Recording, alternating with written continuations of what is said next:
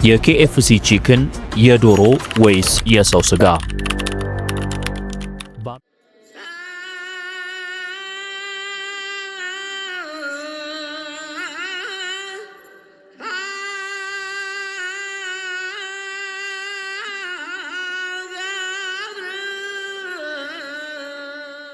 በአሜሪካና በአውሮፓ ብሎም በመላው ዓለም የተጠበሰ የዶሮ ስጋ ወይም ቺክን በመሸጥ ዝናን ያተረፈው ኬኤፍሲ የተባለ የምግብ ኩባንያ በየጊዜው በቢሊዮኖች የሚቆጠሩ ክርስቲያኖችን የሚያስቆጡ ማስታወቂያዎችን ቢሰራም ገቢው እየጨመረ እንጂ እየቀነሰ ሄዶ አያውቅም።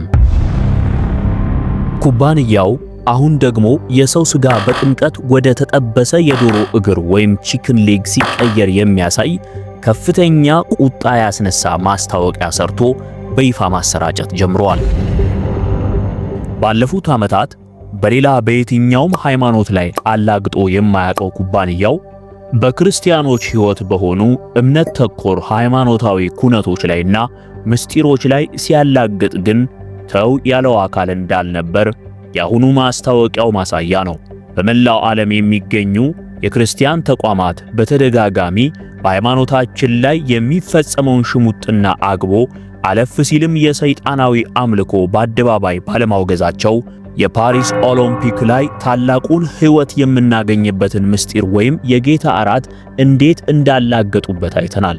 በዚህም ክርስቲያኖች በመላው ዓለም ከፍተኛ ተቃውሞና ውግዘት በማድረሳቸው ነገሮች መስመር ይይዛሉ ተብሎ ቢጠበቅም በለንደን የሚገኘው የኬኤፍሲ ቅርንጫፍ ግን በጥምቀት ከጌታ ሞትና ትንሣኤ ጋር የምንተባበርበትን አዲስ ልደት የምናገኝበትን ምስጢር ሲያክፋፋና እንደውም የሰው ስጋ መብላትን ሳይቀር ሲያበረታታ የሚያስመለክት ማስታወቂያ እነኋችሁ ብሎናል።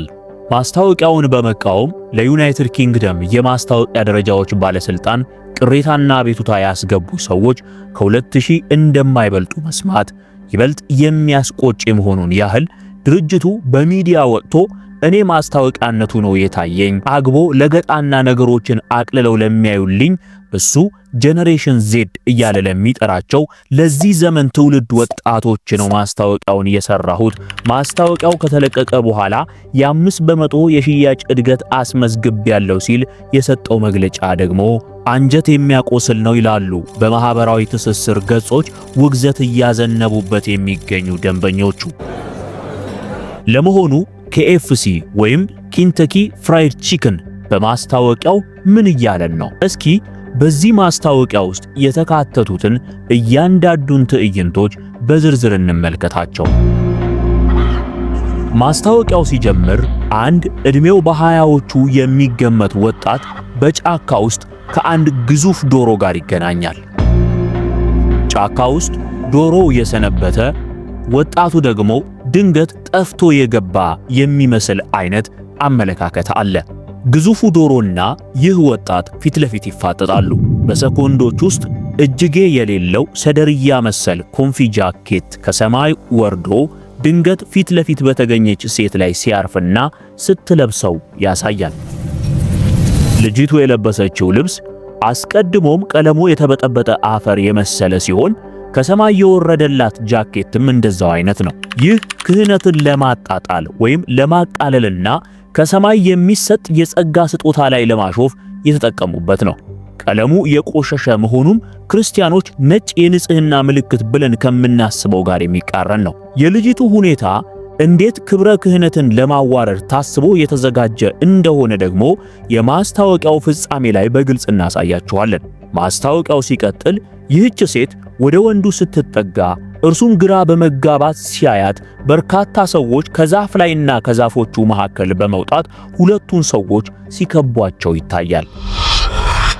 እነዚህ ብዛታቸው በርካታ የሆኑ ከዛፍ ውስጥና ከዛፉ መሃል የወጡት ሰዎች በመተቃቀፍ አብረው አንድ የሰይጣናዊ አምልኮ አይነት የዘፈን ወይም የዝማሬ ድምጽ በጋራ ሲያሰሙ የሚያሳይ ሙዚቃ ከጀርባ ይሰማል። ይህን ጊዜ ሁለቱ ማለትም ወንዱና ሴቷ ወደ አየር ላይ ከፍ ከፍ ሲሉ ይታያሉ። በዚህ አጋጣሚ የልጁ ልብስ እነርሱ ወደ ለበሱት የቆሸሸ መልክ ወዳለው አፈርማ ቀለም ይቀየራል።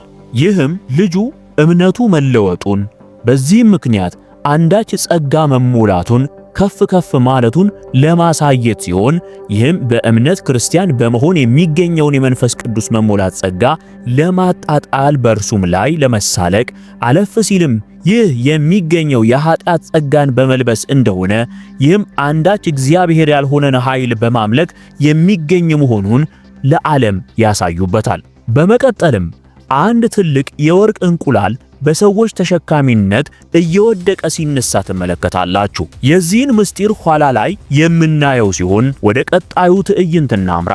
2 ደቂቃ ከ4 ሰኮንድ በፈጀው የኬኤፍሲ ማስታወቂያ 1 ደቂቃ ከ30 ሰኮንድ ላይ ያቺ ከሰማይ የወረደ ጃኬት ስትለብስ የተመለከትናት ሴት ወንዱን በአንድ እጇ አግድም በተኛበት አንጠልጥላ ወደ አንድ የተበጠበጠ አፈር ወደ መሰለ ወንዝ ትገባለች። ወንዙ ግሬቪ በመባል የሚታወቀው በስጋ የሚሰራ ቺክን ማባያ ወጥ መሰል ወይም ከቻፕ ነገር ሲሆን ሴቷም ወንዱን በዚህ ግሬቪ ውስጥ ወደ ውስጥ እስኪሰምጥ ድረስ ከአናቱ ጀምሮ ስትነክረውና ውሃ ውስጥ ስትጨምረው ወይም ስታጠምቀው ይታያል። ክብረ ክህነትን ማቃለል በማለት ቀደም ብለን ያነሳነው ጉዳይ አንዱ ማሳያው በፍጹም የክህነት ስልጣን ያልተሰጣትን ሴት አጥማቂ አድርገው ማቅረባቸው ነው። በዚህ ላይ የክርስቲያኖች የመዳን ምስጢር ያለ እርሱ ድህነትና ደግሞ መወለድ ፈጽሞ የለም የሚባልለት ጥምቀትም ፍጹም ያላገጡበት ሲሆን ግሬቪ ውስጥ ሲነከር ቺክን ወይም የተጠበሰ የዶሮ ስጋ ሆኖ መቀየሩ ደግሞ ለዚህ ፍጹም ማረጋገጫው ነው። በክርስትና ሰው በጥምቀት ውሃ ሲነከር ካለማመን ወደ ማመን፣ ከሞት ወደ ሕይወት፣ ከሲኦል ወደ ገነት፣ ከስጋዊነት ወደ መንፈሳዊነት የሚቀየር ሲሆን ክርስቲያኖች ላይ ከማላገጥ አልፎ ሌላ ሰይጣናዊ ተልእኮ የያዘው ኬኤፍሲ ግን ውሃን በተበጠበጠ የስጋ ወጥ ወንዝ ካህንን በሴት ቀይሮ በጥምቀት የሚገኘው ትንሣኤ ደግሞ የዶሮ ስጋ ወይም ቺክን ወደ መሆን ቀይሮታል። ከውሃ ውስጥ ቺክኑን የምታወጣው ሴት ተሸክማ በድል አድራጊነት ስትወዘውዘው፣ እነዛ በወንዙ ዳር ላይ ያሉት አማኞች ደግሞ አንድ የሆነ ሰይጣናዊ የአምልኮ ዝማሬ ይዘምራሉ። ዝማሬውም ኦል ሄል ግሬቪ የሚል ነው። ማስታወቂያው ሲጠናቀቅ ደግሞ believe in chicken የሚል ቀይ ጽሑፍ በስክሪኑ ላይ ይታያል። ዝማሬው ሲተረጎም ክብር ሁሉ ለእግዚአብሔር የሚለውን በመቀየር ክብር ሁሉ ለግሬቪ ወይም ለተበጠበጠው ወንዝ የሚል ይዘት እንዲኖረው ሰዎችን በቀልድ በዋዛና ፈዛዛ እግዚአብሔርን በመተው ሆዳቸውን እንዲያመልኩ በዚህ መሃል ደግሞ ሰይጣንን ወደ ልባቸው እንዲስቡ የሚገፋፋ ከዚያም believing God ወይም believing Jesus በኢየሱስ እመኑ በእግዚአብሔር እመኑ የሚለውን በመቀየር believe in chicken ወይም በዶሮ እመኑ የሚል መልእክት በግልጽ በማስተላለፍ በተለይ ዋዛ ይወዳል ፈዛዛ ያደንቃል የሚባልለትን የዚህ ዘመን ትውልድን ወጣት በፍጹም ወደ አምላኩ እንዳይመለከት ሃይማኖትም ዋዛ ፈዛዛ የሆነ ነገር እንደሆነ በመንገር የማሳመንና ለሆዱ ለነርሱ የንግድ ዕቅድ አልፎም ለሰይጣንና ለሰራዊቱ ተገዢ እንዲሆን ማድረግ ነው የኬኤፍሲ ማስታወቂያ ዓላማው። በሚያስገርም ሁኔታ ኬኤፍሲ የሰራው ማስታወቂያ ከዚህ አኳያ ብቻ የተመለከተው የለም። በርካታ ደንበኞቹ ኬኤፍሲ ወይ የሰው ስጋ እያበላን ነበር አሊያም ከዚህ በኋላ የሰው ስጋ ሊያበላን አቅዷል፣ ይህንንም እያለማመደን ነው የሚል አመለካከት እንዳላቸው እየገለጹ ነው። ምክንያቱ ደግሞ ጥምቀትን በማቃለል ሰበብ ሰውየው ወደ ወንዙ ሲነከር የተጠበሰ የተዘጋጀ የዶሮ እግር ሆኖ መውጣቱ ሙሉ በሙሉ ኬኤፍሲን ከሰው ስጋ ለማብላት ካለው እቅድ ጋር በማገናኘት እያወገዙት ይገኛሉ። ሚሊዮኖችም በማህበራዊ ትስስር ገጾች ከዚህ በኋላ ኬኤፍሲን እንደማይመገቡ በመግለጽ አድማ መተዋል። ኬኤፍሲ ሰይጣናዊ እቅዱን በማስታወቂያው ቢያጠናቅቅ ጥሩ ነበር፣ ግን በቪዲዮ ብቻ አልረካም። ዩቲዩብ ዲስክሪፕሽን ወይም የማስታወቂያ ቪዲዮ መግለጫ ላይ እንዲህ የሚል ጽሑፍ ጨምሮበታል። Do you find yourself lost in the woods of modern life? በዘመናዊው ዓለም ጫካ ውስጥ ጠፍታችሁ ተጨንቃችኋል? Fear not. አትፍሩ, for salvation in sauce is near. በወጥ ውስጥ ወይም በሶስ ውስጥ ያለው ድህነት ቀርቦላችኋልና። Trust in the thumping sound of the golden egg. በወርቃማው እንቁላል ዙሪያ በነበረው ድምፅ እመኑ። Trust in the liquid gold elixir. በወርቃማው የተበጠበጠ ማባያ እመኑ። Trust in the divine dunk. እናም በመለኮታዊው ጥምቀት እመኑ። And whisper the sacred words, all hail gravy, because there is some things we can still believe in. Believe in chicken. እናም እንደዚህ ብላችሁ በመለኮታዊው ቃል አመስግኑ። all hail gravy. ግሬቪ ሆይ ክብር ላንተ ይገባል። ምክንያቱም ቢያንስ በየሆነ ነገር ማመን እንችላለን። እኔ ግን እላችኋለሁ በቺክን ወይም በዶሮ እመኑ ማለት ነው።